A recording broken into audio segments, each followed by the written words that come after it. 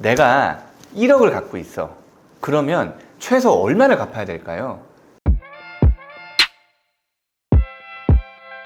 안녕하세요, 김민성 변호사입니다. 지난 시간에 이어서 오늘은 개인회생의 3가지 원칙에 대해서 말씀드릴 거예요. 사실 책에 보면 3가지 원칙이 아니라 원칙이 좀 더 많이 나와. 근데 그 나머지 것들은 여러분들이 사실은 크게 신경 쓰지 않으셔도 되는 거고요. 이 3가지 원칙은 여러분들이 꼭 알고 계셔야 되는 거예요. 요번에 말씀드릴 거는 청산가치 보장의 원칙. 정말 중요합니다, 이게. 왜냐면 청산가치를 보장하지 않을 거면 개인회생을 해줄 필요가 없는 거예요. 그럼 이 청산가치라는 게 뭔지 먼저 뜻을 한번 알아볼게요.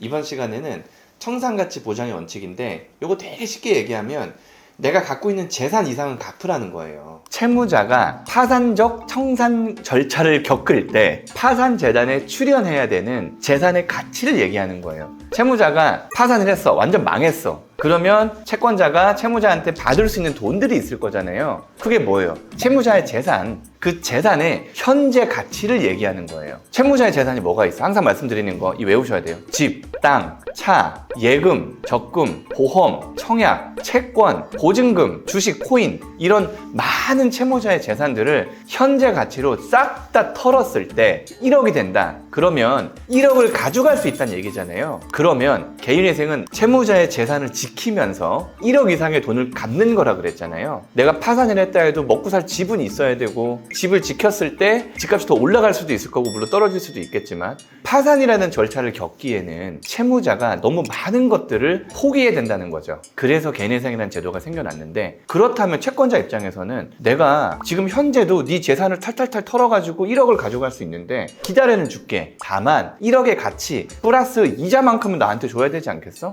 그게 서로에게 공평한 거 아니야? 라는 게 청산가치 보장의 원칙이라는 거예요. 그래서 개인회생에서 변제금을 짤 때는 내 소득에서 월평균 소득에서 최저생계비를 빼고 추가생계비를 뺀 나머지를 가용소득이라고 말씀드렸고 가용소득을 일정한 기간 동안 갚아야 되는 거잖아요. 그럼 이 기간을 어떻게 정하느냐? 청산가치 이상이 되는 기간을 정하는 거예요. 그러면 개인회생에서 변제금을 계산할 때 청산가치가 어떤 영향을 미치는지 한번 알아볼게요. 내가 1억의 청산가치가 있어. 가용소득이 200만 원이야, 200만 원.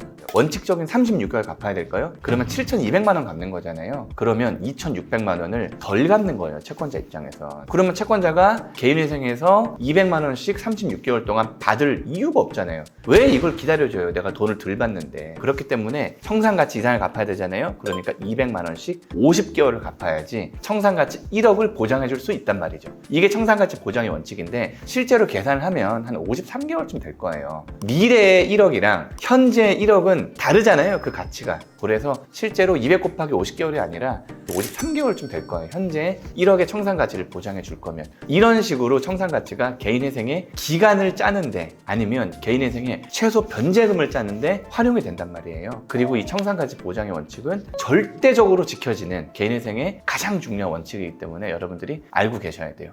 구독과 좋아요 눌러주세요. 정리 한번 해볼게요. 청산가치가 뭐냐? 내 재산을 말한다. 내가 가지고 있는 모든 자산을 현금으로 환원했을 때 현재의 가치를 얘기하는 거고 그 가치 이상만큼은 무조건 갚아줘야지 채권자가 못 갚는 돈을 포기해 주는 거예요. 그러면 청산가치를 보장해주기 위해서 나의 가용소득에서 갚아준 이 기간을 늘렸다가 줄였다가 할 수 있고 심지어 가용소득까지 늘렸다가 줄였다가 할 수 있는 거예요. 그게 개인회생의 대원칙이고 청산가치 이상만 갚아준다면 채권자 입장에서는 파산 절차에 비해서 손해볼 건 없으니까 법원이 채무자와 채권자 사이에서 조정해주는 역할을 하게 되는 겁니다.